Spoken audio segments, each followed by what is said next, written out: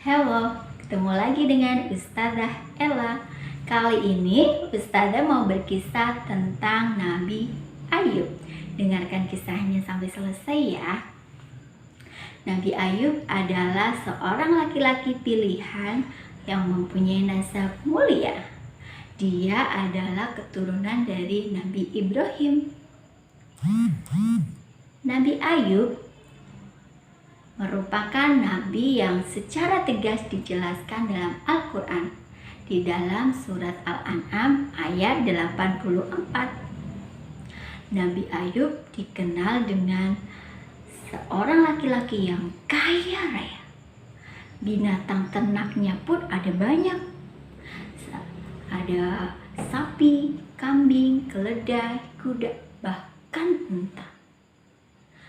Tanah pertaniannya pun sangat luas, membentang di seluruh daerah Huran. Ia juga diberikan oleh Allah raga yang kuat sehingga ia mampu melakukan berbagai kegiatan. Nabi Ayub diberi keturunan yang banyak oleh Allah, baik laki-laki maupun perempuan. Jadi semua nikmat dan perhiasan dunia sudah diberikan ke Nabi Ayub oleh Allah. Tapi bagi Nabi Ayub hanya satu saja nikmat yang paling istimewa, yakni nikmat iman. Sehingga Nabi Ayub selalu taat kepada Allah, selalu menjalankan perintah dari Allah dan menjauhi larangan Allah. Segala kekayaan yang dimiliki oleh Nabi Ayub tidak membuat dia itu sombong. Justru dia itu semakin bersyukur dan semakin menambah keimanannya. Dia itu selalu membantu orang-orang yang membutuhkan. Jadi hartanya digunakan untuk membantu orang-orang yang memerlukan. Ia juga dikenal dengan orang yang peduli dengan fakir miskin. Sehingga Nabi Ayub sangat dicintai oleh kerabatnya, oleh tetangganya. Bahkan mereka menjadikan Nabi Ayub itu sebagai panutannya. Dengan semua kebaikan yang dimiliki Nabi Ayub juga dicintai oleh penduduk langit, yakni malaikat. Kala itu para malaikat berkumpul. Mereka membicarakan dan saling memuji kebaikan serta ketaatan Nabi Ayub. Dari kejauhan ada sosok bermata tajam, sosok yang tidak suka dengan segala pembicaraan malaikat tentang kebaikan seorang hamba Allah. Ia mencuri dengan pembicaraan malaikat. Sosok itu adalah iblis. Iblis ingin sekali menghancurkan keimanan Nabi Ayub. Pada suatu hari terjadi kebakaran yang sangat hebat. Kebakaran itu meluluhkan semua ladang yang ada di situ. Semua ladang itu hangus karena apinya sangat besar. Ternyata hanya ladangnya Nabi Ayub saja yang terbakar. Lalu Nabi Ayub terdiam. Baru saja Nabi Ayub memikirkan sejenak tentang hal itu, datanglah seorang penggembala. Ia melaporkan bahwa semua ternak yang dimiliki Nabi Ayub mati. Akhirnya Nabi Ayub terkejut. Hatinya berbisik bahwa segala titipan Allah itu sudah diambil. Dia harus ikhlas dengan takdir yang Allah berikan. Dia harus sabar.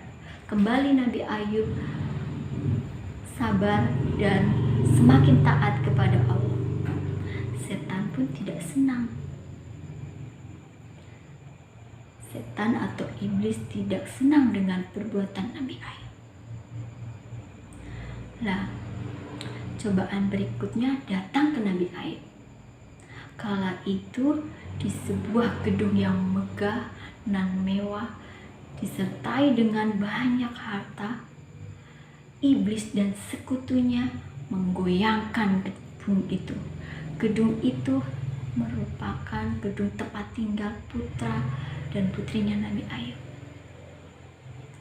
Iblis dan bala tentaranya menggoyangkan.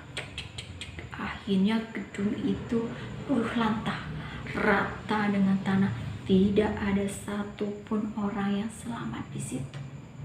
Semua anaknya Nabi Ayub mati. Nabi Ayub beserta istrinya pun sedih. Lagi-lagi hatinya berbisik bahwa Allah sedang mengujinya. Kita itu harus sabar dan tawakal karena Allah sudah mengambil titipannya. Dia beranggapan bahwa Allah tidak menguji seorang hamba sesuai dengan kemampuannya. Dengan sikapnya Nabi Ayub, iblis pun tidak suka. Akhirnya cobaan pun datang lagi ke Nabi Ayub. Pada saat itu tapaknya Nabi Ayub ada bintik-bintik merah. Bintik-bintik merah itu akhirnya menjulur ke seluruh tubuhnya Nabi Ayub. Semakin hari semakin parah. Di situ ada rasa gatal dan perih. Akhirnya bintik-bintik merah itu bercampur dengan nanah. Nanah itu menjadi bau. Tercium aroma bau yang tidak sedap. Seluruh kerabat dan tetangganya Nabi Ayub itu merasa jijik melihat Nabi Ayub. Mereka menganggap bahwa penyakitnya Nabi Ayub itu menular. Akhirnya mereka menjauh dari Nabi Ayub. Nabi Ayub pun beserta istrinya mengasihkan diri.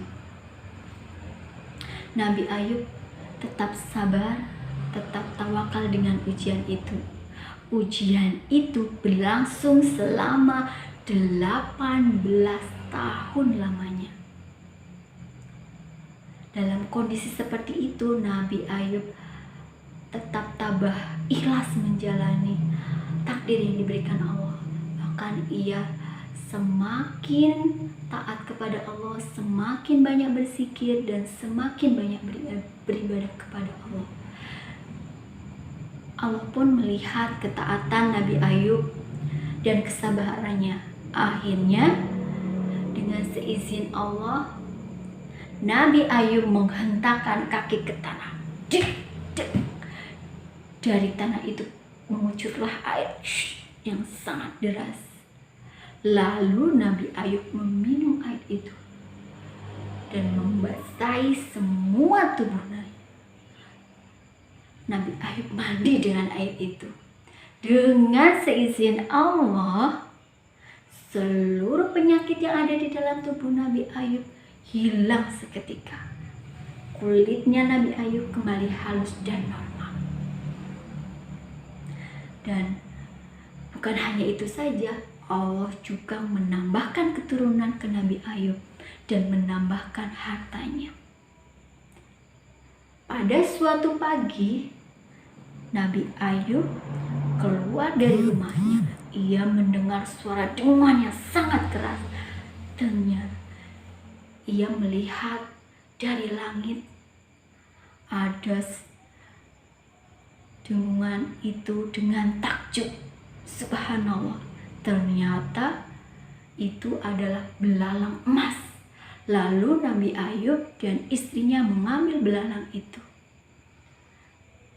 Belalang emas itu merupakan nikmat yang tidak disangka-sangka untuk Nabi Ayub.